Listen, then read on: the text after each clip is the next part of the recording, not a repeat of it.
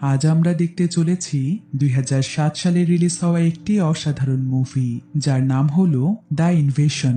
এটি মূলত একটি সায়েন্স ফিকশন সার্ভাইভাল মুভি। ঘুম যে আমাদের জীবনে কতটা গুরুত্বপূর্ণ বিষয় এটা তো আমরা সকলেই জানি।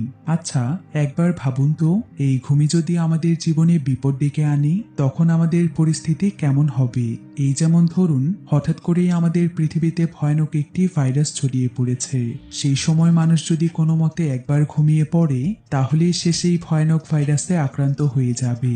একদিকে মানুষের মনে ভাইরাসের ভয়, অন্যদিকে না ঘুমোতে ঘুমোতে মানুষের যেন প্রায় পাগল হয়ে যাওয়ার মতো অবস্থা। এমন ভয়ানক পরিস্থিতিতে বেঁচে থাকার জন্য মানুষ কি করবে, এমনই একটি অসাধারণ কনসেপ্ট নিয়ে তৈরি করা হয়েছে এই মুভিটি। তাহলে চলুন শুরু করা যাক দ্য ইনভেশন মুভিটির এক্সপ্লেনেশন।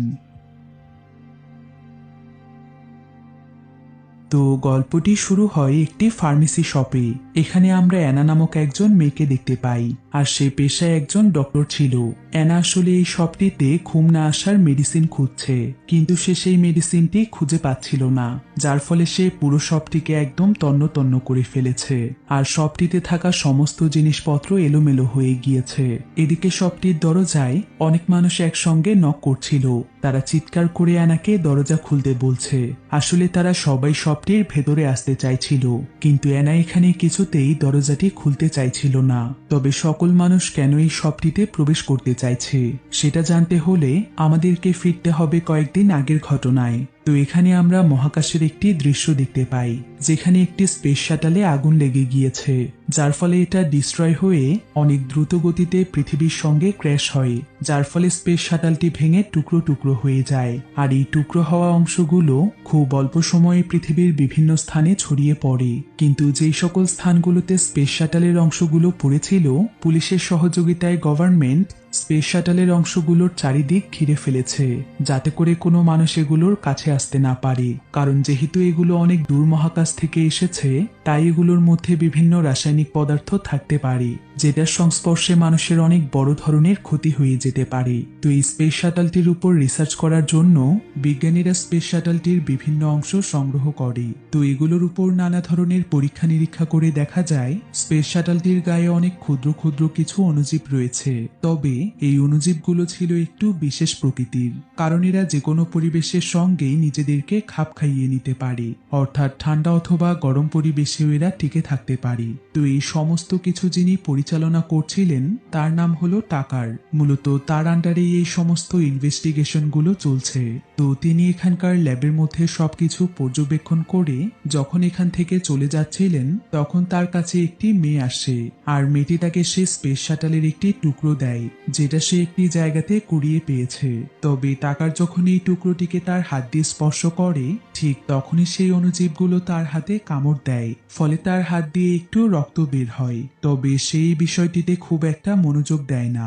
কিন্তু টাকার যখন তার বাড়িতে ফিরে ঘুমিয়ে পড়ে, তখন হঠাৎ করেই মাঝরাতে ধীরে ধীরে তার পুরো শরীর বিকৃতি হয়ে যাচ্ছিল। তাকে দেখে এমন মনে হচ্ছিল যে তার পুরো শরীর হয়তো নিজে থেকেই পুড়ে যাচ্ছে। মানে খুবই বিভৎস এবং ভয়ানক এক অবস্থা।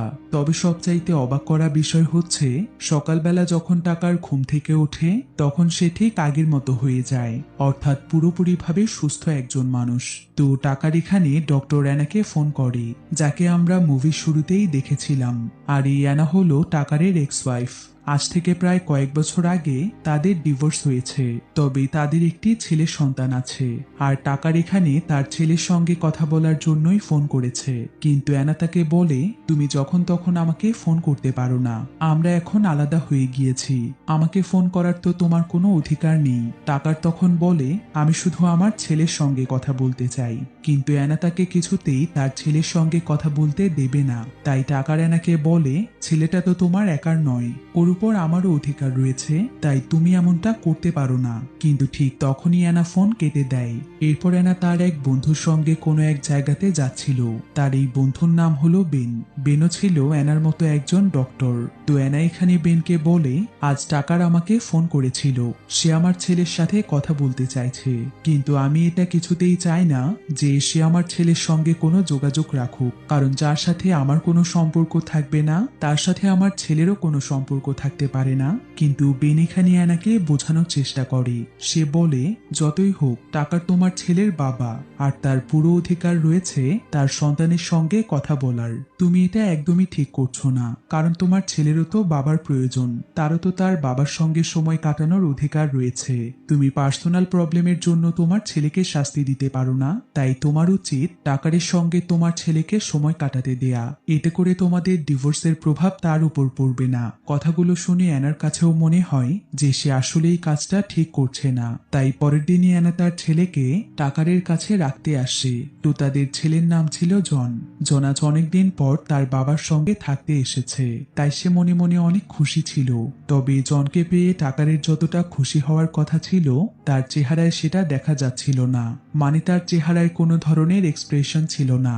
তো অ্যানা এখানে জনকে টাকারের কাছে রেখে চলে যায়, কিন্তু টাকারের সঙ্গে জন যত বেশি সময় কাটাচ্ছিল, তার কাছে টাকারকে তত বেশি অন্যরকম লাগছিল। অর্থাৎ তার কথাবার্তা, চালচলন সবকিছুর মধ্যে কেমন যেন একটা পরিবর্তন চলে এসেছে। জন আসলে তার বাবার মধ্যে এখন কোনো ধরনের ইমোশন দেখতে পাচ্ছিল না, কারণ আগে যখন জন তার বাবার সঙ্গে সময় কাটাতো তখন তার বাবা অনেক এক্সাইটেড থাকতো আর তার সঙ্গে সে অনেক মজা করত। কিন্তু এখন টাকার শুধু তার সঙ্গে কথাই বলে, তবে কথা বলার সময় তার মুখে কোনো এক্সপ্রেশনই থাকে না। মনে হয় যেন সে একটি রোবট। অন্যদিকে অ্যানা তার বাড়িতে একাই ছিল। ঠিক তখনই তার দরজায় কেউ একজন নক করে। তো অ্যানা তখন হালকাভাবে দরজা খুলে দেয়, মানে সে তার দরজায় এখনো চেন লাগিয়ে রেখেছে। তো অ্যানার কাছে একজন ব্যক্তি এসেছে। সে এখানে অ্যানাকে বলে, আমি একজন গভর্নমেন্ট অফিসার, আপনার সাথে আমার কিছু জরুরি কথা আছে, দয়া করে কি দরজাটা খোলা যায়? কিন্তু অ্যানার কাছে ব্যাপারটা একটু অদ্ভুত লাগে, কারণ এত রাতে তার কাছে গভর্নমেন্টের লোক কেন আসবে। তাই অ্যানা তাকে বলে, আপনি এখানে কিছুক্ষণ অপেক্ষা করুন, আমি একটু ভেতর থেকে আসছি।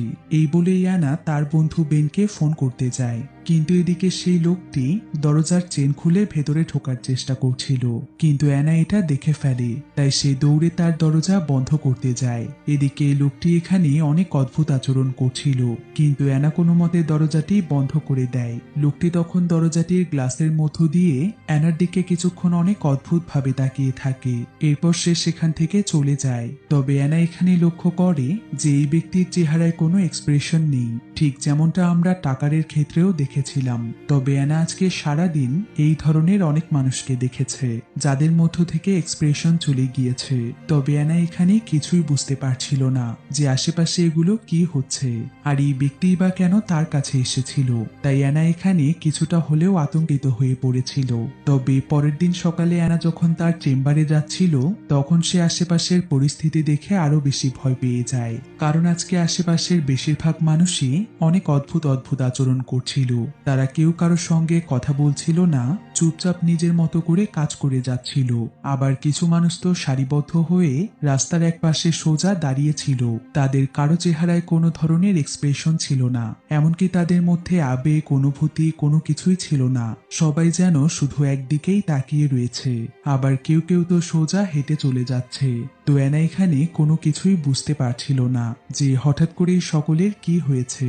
তাই সে তাড়াতাড়ি করে তার চেম্বারে এসে ইন্টারনেটে এসব বিষয়ে সার্চ করে। যদিও সে এখানে তেমন কোনো তথ্য খুঁজে পায় না, তবে ইন্টারনেটে এখন পর্যন্ত প্রায় 2 লক্ষ মানুষ এসব বিষয়ে লিখেছে যে হঠাৎ করেই তাদের কাছের মানুষেরা অনেক পরিবর্তন হয়ে যাচ্ছে। তাদের ভেতর থেকে আবেগ, অনুভূতি সবকিছু একদম হারিয়ে গিয়েছে। অর্থাৎ তাদের সকলের শরীরে সেই ধরনের পরিবর্তন এসেছে, যেমনটা অ্যানা সকলের মধ্যে লক্ষ্য করছে। তো এই সমস্ত কিছু জানতে পেরে অ্যানা অনেক দুশ্চিন্তায় পড়ে যায়। তাই সেই ব্যাপারে কথা বলার জন্য তার বন্ধু বেনের কাছে আসে। তবে সেখানে আরো একজন ডক্টর ছিল, আর এই ডক্টরও এখানে এসব ব্যাপারে রিসার্চ করছিল। তাই অ্যানা যখন তার কাছে এসব বিষয়ে জানতে চায়, তখন ডক্টর অ্যানাকে সবকিছু খুলে বলে। সে বলে, কিছুদিন আগে পৃথিবীতে যে স্পেস শাটালটি এসে পড়েছিল, সেই স্পেস শাটালের গায়ে এক ধরনের অণুজীব রয়েছে। তবে সেগুলো কোনো সাধারণ অণুজীব নয়, কারণ কোনো মানুষ যদি এদের সংস্পর্শে আসে তাহলে এরা সঙ্গে সঙ্গেই মানুষের শরীরে মিশে যায়।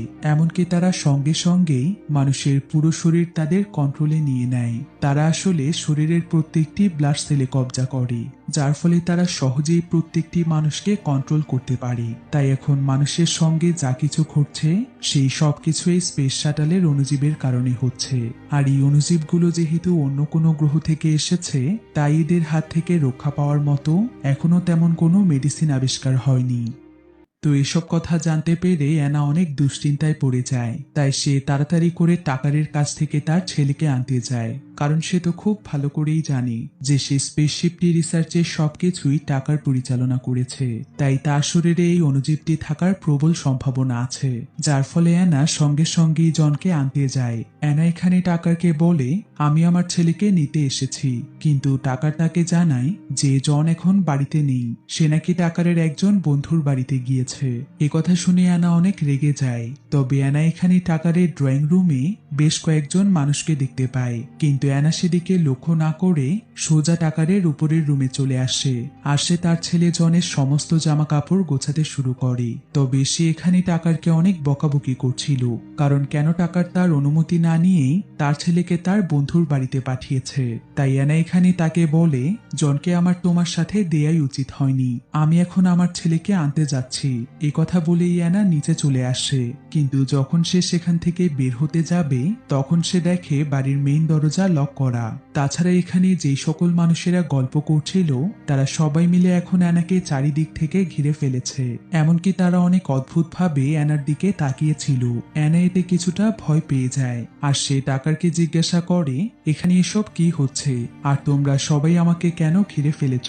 আমাকে আমার ছেলের কাছে যেতে দাও। কিন্তু টাকার এখানে তাকে বলে, হ্যাঁ, তোমাকে তো অবশ্যই যেতে দেব, তবে তার আগে তোমাকে আমাদের ছোট্ট একটি শর্ত পূরণ করতে হবে। শর্তটা তেমন কিছু না, তোমাকে শুধু কিছুক্ষণের জন্য ঘুমোতে হবে। ভয় নেই, এতে তোমার কোনো ক্ষতি হবে না। তুমি একদম আমাদের মতোই সুস্থ এবং স্বাভাবিক থাকবে, তোমার মধ্যে কোনো ধরনের পরিবর্তন আসবে না।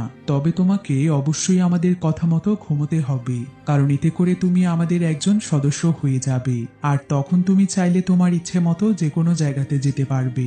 তাই প্রথমে তুমি ঘুমাও। এভাবেই টাকার অ্যানাকে ঘুমানোর জন্য ফোর্স করছিল। তবে অ্যানার কাছে বিষয়টি মোটেও স্বাভাবিক মনে হচ্ছিল না, বরং সে এখানে বুঝতে পেরেছিল যে এরা সবাই হয়তো ইনফেক্টেড হয়ে গিয়েছে। অ্যানা এতে প্রচন্ড ভয় পেয়ে যায়, আর সে কোনো মতে সেখান থেকে পালিয়ে যাওয়ার চেষ্টা করে। তবে সঙ্গে সঙ্গেই টাকার তাকে ধরে ফেলেছিল, আর হঠাৎ করেই টাকার তার মুখ থেকে সবুজ রঙের একটি পদার্থ বের করে, যেটা সরাসরি অ্যানার মুখে এসে পড়ে। অ্যানা এতে অনেক আতঙ্কিত হয়ে যায়, ফলে সে তাড়াতাড়ি করে তার মুখ পরিষ্কার করে সেখান থেকে বেরিয়ে আসে। এরপর সে তার গাড়িতে চড়ে সেখান থেকে পালিয়ে যাচ্ছিল, কিন্তু কিছু দূর যাওয়ার পর সে তার সামনে একটি ট্রাক দেখতে পায়, আর ট্রাকটির পাশেই বেশ কয়েকজন মানুষ দাঁড়িয়েছিল। তবে এরা কোনো সাধারণ মানুষ ছিল না, এরা প্রত্যেকেই ছিল ইনফেক্টেড। তো তাদেরকে দেখে অ্যানা অনেক ভয় পেয়ে যায়, কারণ তার কাছে মনে হচ্ছিল যে টাকারদের মতো তারাও হয়তো তার উপর আক্রমণ করবে। তাই অ্যানা তাড়াতাড়ি করে তার গাড়ি পেছোতে শুরু করে, কিন্তু পেছন থেকেও একটি গাড়ি আসছিল। তাই অ্যানা এখন চাইলেও সেখান থেকে বের হতে পারবে না, তার সামনে পেছনের সমস্ত রাস্তাই এখন বন্ধ।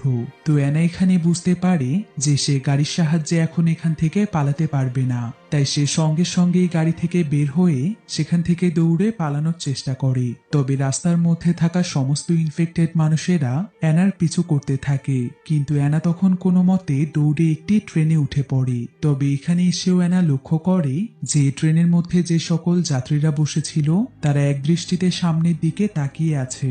তাদের মধ্যেও কোনো আবেগ, অনুভূতি এবং চেহারায় কোনো এক্সপ্রেশন ছিল না। অ্যানা এতেই বুঝে যায় যে এরাও ইনফেক্টেড গিয়েছে।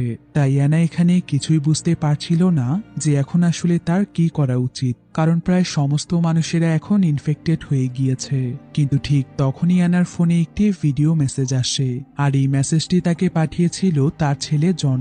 মেসেজটিতে জন অ্যানাকে বলছিল, বাবা আমাকে একটি জায়গাতে বন্দি করে রেখেছে, কিন্তু আমি জানি না এটা কোথায়, তুমি তাড়াতাড়ি আমাকে নিয়ে যাও মা, আমি এখানে থাকতে পারছি না।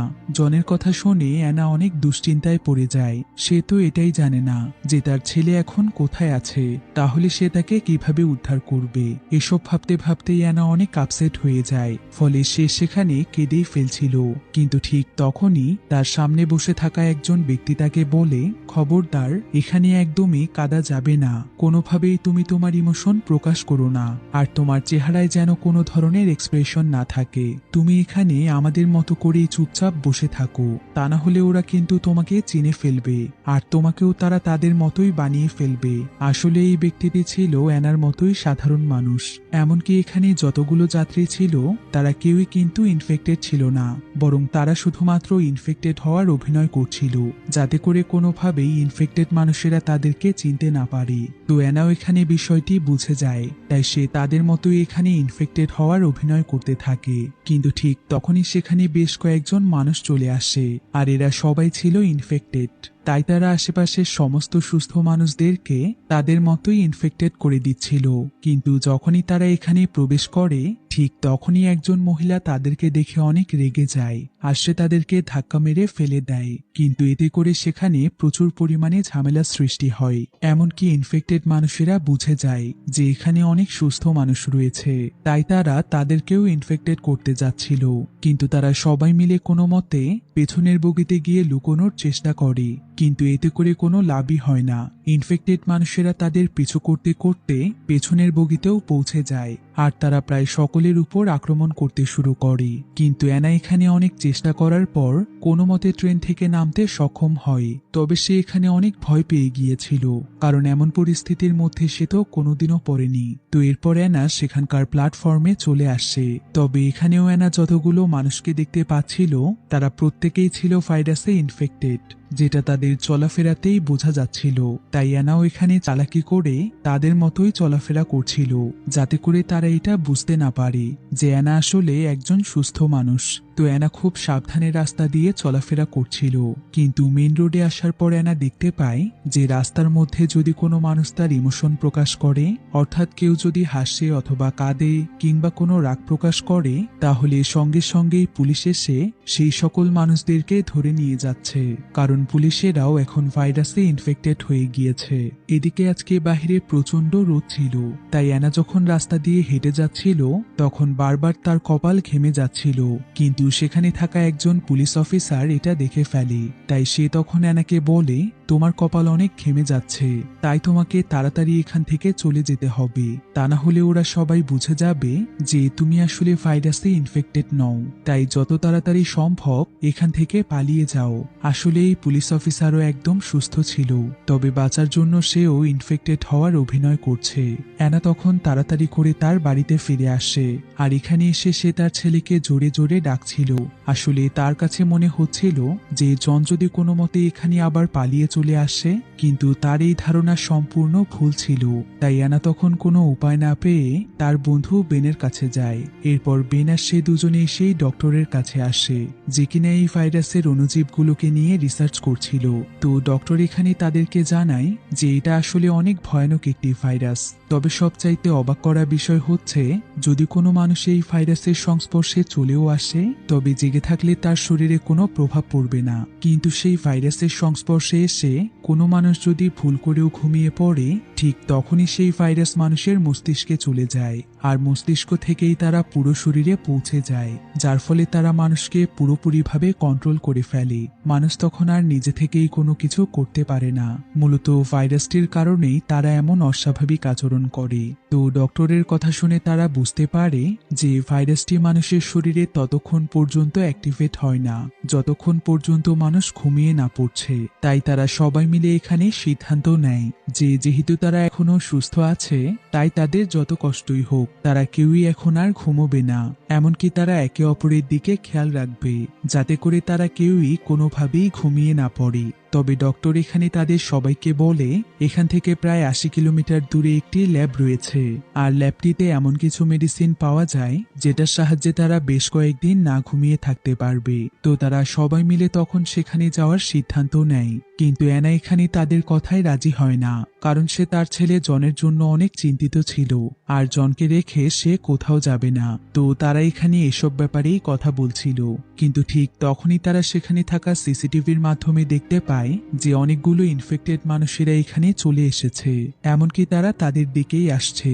তো তারা এখানে পুরো বিল্ডিং তল্লাশি করতে থাকে। তবে ইনফেক্টেড মানুষেরা তাদের কাছে পৌঁছানোর আগেই তারা সবাই মিলে কোনো মতে পেছনের দরজা দিয়ে সেখান থেকে পালিয়ে যায়। তারা কোনো মতে সেখান থেকে রাস্তায় চলে আসে, আর এখানে এসে তারা সবাই মিলে ইনফেক্টেড মানুষদের মতো দাঁড়িয়ে পড়ে, কারণ রাস্তাতে এই সময় প্রচুর পরিমাণে মানুষ ছিল, আর তাদের মধ্যে বেশিরভাগ মানুষই ছিল ইনফেক্টেড।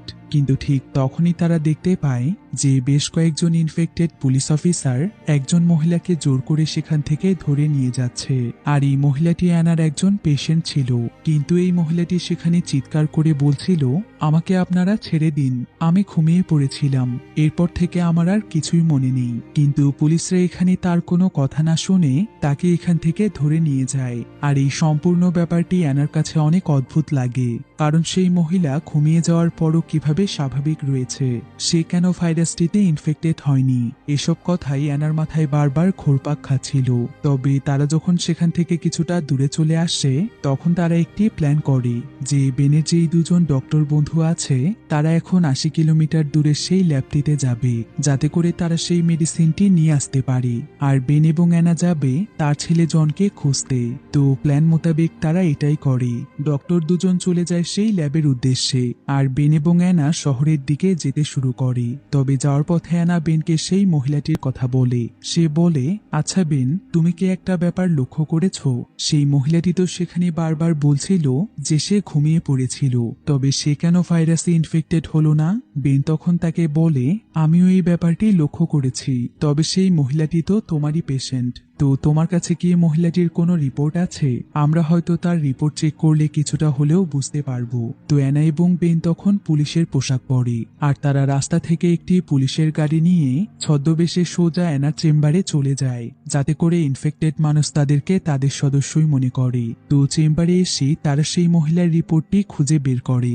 এরপর বেন এখানে মহিলাটির রিপোর্ট চেক করে জানতে পারে যে ছোটবেলা থেকেই সেই মহিলাটির এনসেফ্যালাইটিস নামক একটি রোগ আছে, যেটাকে আবার এডিএমবিও বলা হয়ে থাকে।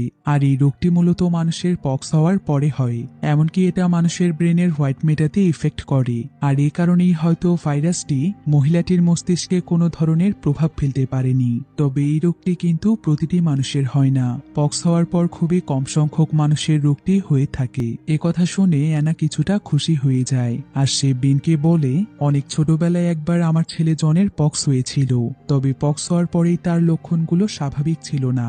মানে একজন সাধারণ মানুষের সাথে যেটা ঘটে, জনের সাথে ঠিক তার উল্টোটা ঘটেছিল, অর্থাৎ তার শরীরে কিছু অদ্ভুত অদ্ভুত পরিবর্তন ঘটছিল, যেটা একটা সাধারণ পক্সের পেশেন্টের ক্ষেত্রে হয় না। তার উপর সবচাইতে গুরুত্বপূর্ণ ব্যাপার হচ্ছে, যখন আমরা জনের পরীক্ষা করেছিলাম তখন তার রিপোর্টেও এডিএমবি ধরা পড়েছিল।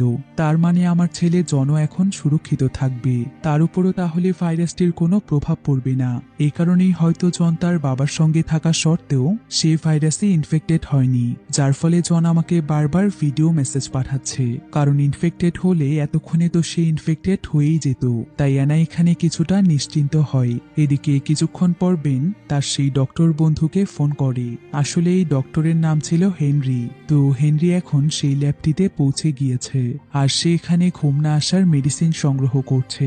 কিন্তু বেন এখানে তাকে সেই মহিলাটির কথা জানায়। সে তাকে বলে, আমরা রাস্তাতে যেই মহিলাটিকে দেখেছিলাম তার শরীরে আসলে এডিএমবি রয়েছে, যার ফলে সে ঘুমানোর পরেও ভাইরাসটি তার মস্তিষ্কে কোনো প্রভাব ফেলতে পারেনি। মানে যেই সকল মানুষের এডিএমবি রয়েছে তাদের শরীরে ভাইরাসটি কোনো প্রভাব ফেলবে না।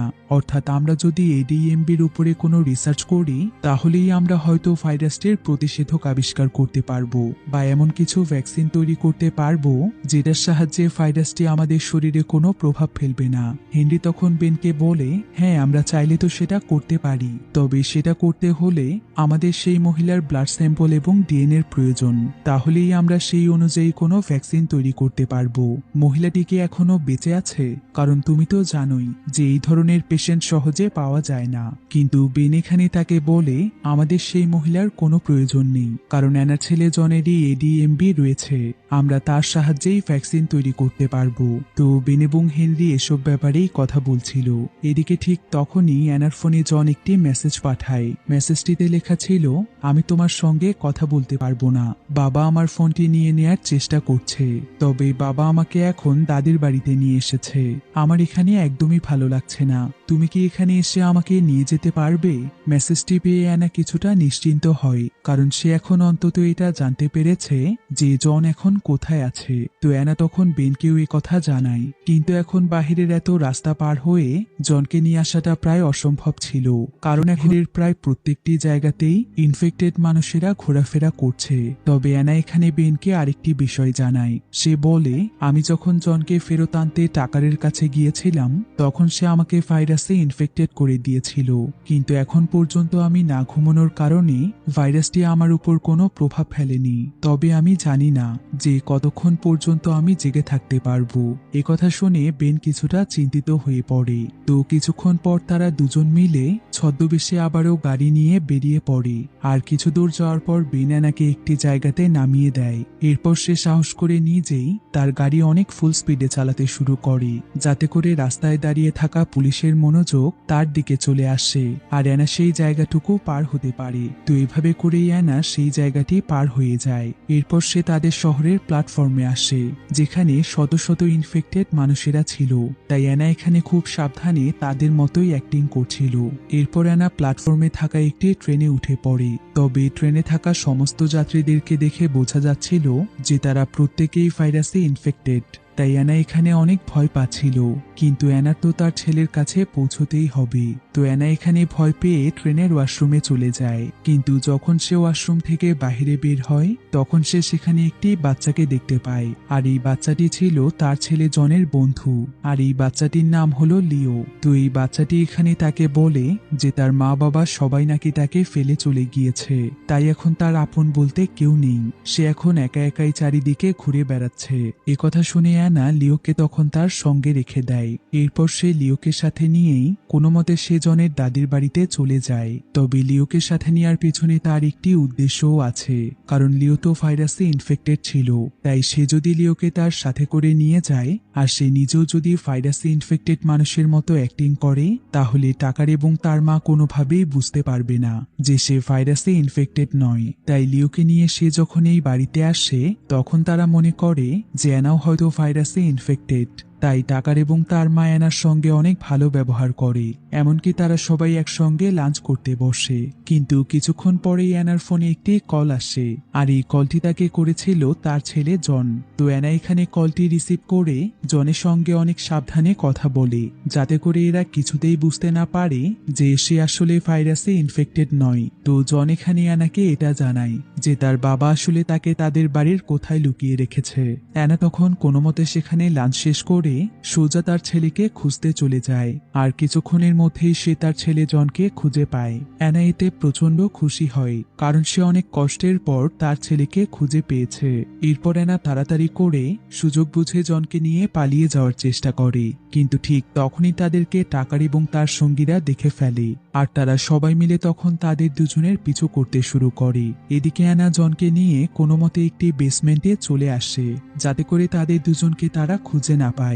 কিন্তু টাকার তাদের দুজনকে দেখে ফেলেছিল, তাই সে এখানে এসে জনকে মেরে ফেলার চেষ্টা করে। কিন্তু তার আগেই অ্যানা পেছন থেকে একটি লাঠি দিয়ে টাকারের মাথায় আঘাত করে তাকে মেরে ফেলে, আর সে জনকে নিয়ে সেখান থেকে বেরিয়ে যায়। তো কিছু দূর যাওয়ার পর অ্যানা সেখানে একটি ফার্মেসি শপ দেখতে পায়, তাই সে তখন জনকে নিয়ে ফার্মেসি শপে চলে আসে, যাতে করে সে এখান থেকে ঘুম না আসার মেডিসিন নিতে পারে। তো এই শপটিতে প্রচুর পরিমাণে মেডিসিন ছিল, তাই অ্যানা এখানে অনেক খোঁজাখুঁজির পর তার প্রয়োজনীয় একটি মেডিসিন খুঁজে পায়। আসলে এটা ছিল একটি ইনজেকশন।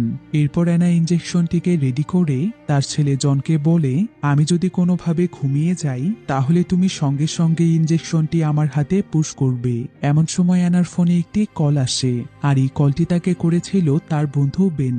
তো বেন এখানে তার কাছে জানতে চায় যে সে এখন কোথায় আছে আর সে জনকে উদ্ধার করতে পেরেছে কিনা। অ্যানা তখন তাকে সমস্ত কিছু খুলে বলে, আর সে তাকে জানায় যে সে এখন তার ছেলেকে নিয়ে একটি একটি ফার্মেসি শপে আছে। বেন তখন অ্যানার কাছ থেকে সেই ফার্মেসি শপের অ্যাড্রেস নেয় আর সে অ্যানাকে বলে, আমি যত তাড়াতাড়ি সম্ভব তোমাদের কাছে আসছি, তবে ততক্ষণ পর্যন্ত তোমরা অনেক সাবধানে থাকো আর খবরদার কোনোভাবেই তুমি ঘুমিয়ে পড়ো না। কিন্তু অ্যানার এখন প্রচুর পরিমাণে ঘুম পাচ্ছে, কারণ প্রায় 2 দিন ধরে সে একদমই ঘুমোয়নি। তাই নিজের অজান্তেই অ্যানার চোখ বারবার বন্ধ হয়ে আসছিল। তবে অ্যানা তার পুরোটা দিয়ে চেষ্টা করছিল যাতে করে সে কোনোভাবেই ঘুমিয়ে না পড়ে। তবে অ্যানার শরীর অনেক ক্লান্ত ছিল, তাই সে সেখানে চুপচাপ বসে থাকে। এদিকে তার কোলে মাথা রেখে তার ছেলে জন সেখানে ঘুমিয়ে পড়েছিল। অ্যানারও তখন এত পরিমাণ ঘুম পাচ্ছিল যে সে কোনোভাবেই সেখানে বসে থাকতে পারছিল না। তাই সে এখানে এমন একটি মেডিসিন খুঁজছিল যেটা খেলে সঙ্গে সঙ্গেই তার সব ঘুম চলে যাবে, কারণ যা কিছুই হয়ে যাক কোনোভাবেই তার ঘুমানো যাবে না। এদিকে ঠিক সেই সময় ফার্মেসির দরজায় কারা যেন অনেক জোরে জোরে ফার্মেসির দরজায় নক করছে। আর এটা ছিল সেই সময় যেটা আমরা মুভির শুরুতেই দেখেছিলাম। কিন্তু অ্যানা এখানে কোনোভাবেই দরজা খোলে না, কারণ সে জানে যে দরজার বাহিরে নিশ্চয়ই ইনফেক্টেড মানুষেরা এসেছে। তাই কিছুক্ষণ পর বাহিরে থাকা মানুষেরা চলে যায়। এদিকে অ্যানা সেই ফার্মেসিতে ঘুম না আসার কোনো ধরনের মেডিসিনই খুঁজে পায় না। তাই কিছুক্ষণ পর সে সেখানে ঘুমিয়ে পড়েছিল। কিন্তু ঠিক তখনই তার ছেলে জন এটা দেখে ফেলে। সেই ইনজেকশনটি পুশ করে দেয়, ফলে সঙ্গে সঙ্গেই অ্যানা জেগে যায়। অ্যানা আসলে পুরোপুরিভাবে ঘুমিয়ে যায়নি, তাই সে এখনো সম্পূর্ণ সুস্থ ছিল। অ্যানা আসলে জনকে মেডিসিনটি এ কারণে পুশ করতে বলেছিল যাতে করে সে যত গভীর ঘুমেই থাকুক ইনজেকশনের আঘাতে তার যেন ঘুম ভেঙে যায়। এদিকে কিছুক্ষণ পর সেখানে জন এসে আবারও ফার্মেসির দরজা লাগিয়ে দেয়। অ্যানা তখন তাকে দেখে অনেক খুশি হয়ে যায় আর সে সঙ্গে সঙ্গেই তাকে জড়িয়ে ধরে। কিন্তু অ্যানার কাছে এখন বেনের আচরণ কিছুটা অদ্ভুত লাগছিল, কারণ সে বেনের মধ্যে কোনো অনুভূতি দেখতে পাচ্ছিল না। তাই অ্যানা এখানে বুঝে যায় যে বেনও এখন ভাইরাসে ইনফেক্টেড হয়ে গিয়েছে। অ্যানা তখন বেনকে সেখানে মেরে ফেলতে চায়, তাই সে তার দিকে একটি বন্দুক তাক করে। আর এই বন্দুকটি সে পুলিশের পোশাকের সঙ্গে কুড়িয়ে পেয়েছিল। কিন্তু বেন এখানে অ্যানাকে বলে, তুমি হয়তো আমাকে মেরে ফেলতে পারবে, কিন্তু আমার মতো ভাইরাসে ইনফেক্টেড শত শত মানুষ আছে, তুমি তাদেরকে কি করে মারবে? তাই এর থেকে ভালো হয় তুমিও আমাদের সঙ্গে জয়েন হয়ে যাও। আমরা সবাই মিলে অনেক সুন্দর একটি পৃথিবী গড়ে তুলব, যেখানে সাধারণ মানুষের মতো আমাদের মধ্যে কোনো ইমোশন থাকবে না, কোনো আবেগ থাকবে না, থাকবে না কোনো হিংসা অথবা অহংকার। আমরা সবাই মিলে সুশৃঙ্খল এবং শান্তিপূর্ণ একটি পৃথিবী গড়ব। তুমি কি এটা লক্ষ্য করনি যে ভাইরাস আসার পর থেকে পৃথিবী কতটা শান্ত হয়ে গিয়েছে? তাই তুমিও আমাদের দলের সদস্য হয়ে যাও। অ্যানা তখন বেনকে বলে, আমরা সবাই না হয় একই দলের সদস্য হয়ে যাব, কিন্তু আমার ছেলের মতো মানুষদের কি হবে? ওরা তো চাইলেও আর ভাইরাসে ইনফেক্টেড হতে পারবে না। বেন তখন তাকে বলে, এই কারণেই আমরা সবাই মিলে সেই সমস্ত মানুষদেরকে হত্যা করে ফেলব, যাতে করে তারা পৃথিবীতে কোনো ঝামেলা সৃষ্টি করতে না পারে। অর্থাৎ যেই সকল মানুষেরা ইনফেক্টেড হবে না আমাদের পৃথিবীতে তাদের কোনো জায়গা নেই। এই বলেই বেন সঙ্গে সঙ্গেই ফার্মেসির দরজা খুলে দেয়। আর তখন সেখানে বেনের মতোই অনেক ইনফেক্টেড মানুষেরা চলে আসে, আর তারা সবাই মিলে জনকে মেরে ফেলতে চাইছিল। তাই অ্যানা বাধ্য হয়ে তাদের সবাইকে গুলি করে মেরে ফেলে, কিন্তু সে বেনকে গুলি করতে পারে না, কারণ বেন তার অনেক ভালো বন্ধু ছিল। তাই অ্যানা তখন বেনের পায়ে গুলি করে জনকে নিয়ে দৌড়ে রাস্তায় চলে আসে।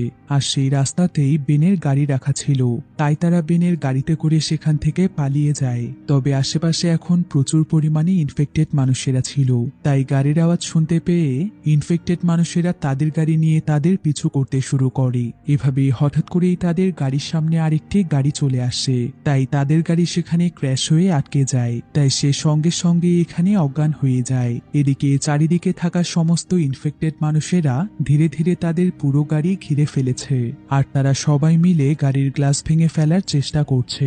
এসব দেখে জন অনেক ভয় পাচ্ছিল, কিন্তু ঠিক তখনই অ্যানার জ্ঞান ফিরে আসে। তাই সঙ্গে সঙ্গেই অ্যানা আবারও গাড়ি চালাতে শুরু করে। আর ঠিক তখনই অ্যানার ফোনে ডক্টর হেনরির কল আসে, যে কিনা সেই ল্যাবে ছিল।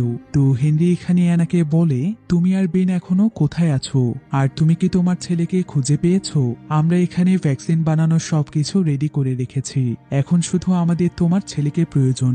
এরপর হেনরি অ্যানাকে তাদের লোকেশন জানায় আর সে তাকে সেখানে চলে আসতে বলে। অ্যানা তখন সেখানে পৌঁছানোর আপ্রাণ চেষ্টা করছিল, কিন্তু হঠাৎ করেই তার গাড়ির ইঞ্জিনে আগুন জ্বলে ওঠে, কারণ তার গাড়িটি ক্র্যাশ হওয়ার কারণে হিট হয়ে গিয়েছিল।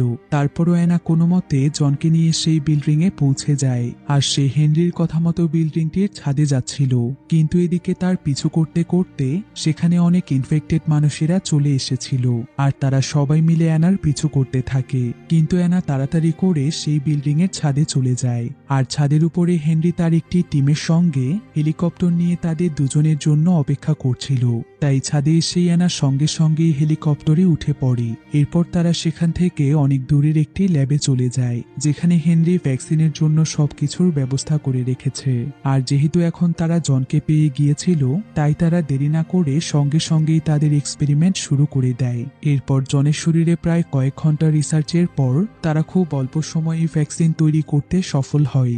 এরপর ধীরে ধীরে প্রায় সকল ইনফেক্টেড মানুষদেরকে এক এক করে ভ্যাকসিন দেয়া হয়, যার ফলে তারা আস্তে আস্তে ঠিক হয়ে যায়। এদিকে ডক্টর হেনরি যেহেতু ভ্যাকসিন আবিষ্কার করেছিল, তাই পুরো দেশে সে একদম ফেমাস হয়ে যায়। এভাবে করে প্রায় 6 মাস কেটে যায়। এখানে আমরা অ্যানা এবং তার ছেলেকে দেখতে পাই, আর তাদের সাথে এখন বেনও রয়েছে। বেনও আসলে সেই ভ্যাকসিনের সাহায্যে পুরোপুরি সুস্থ হয়ে গিয়েছে। তবে যেই সকল মানুষেরা সুস্থ হয়ে গিয়েছে, ইনফেক্টেড হওয়ার পরের কোনো কিছুই তাদের মনে ছিল না। এদিকে কিছুদিন আগেই অ্যানা এবং বেন বিয়ে করেছে, তাই জনকে নিয়ে অ্যানা এখন বেনের সাথেই থাকে। এমনকি জন এখন বেনকে বাবা বলে ডাকে, অর্থাৎ তারা এখন পরিপূর্ণ একটি সুখী পরিবার। আর তারা তিনজন মিলে স্বাভাবিকভাবেই এখন তাদের জীবনযাপন করছে।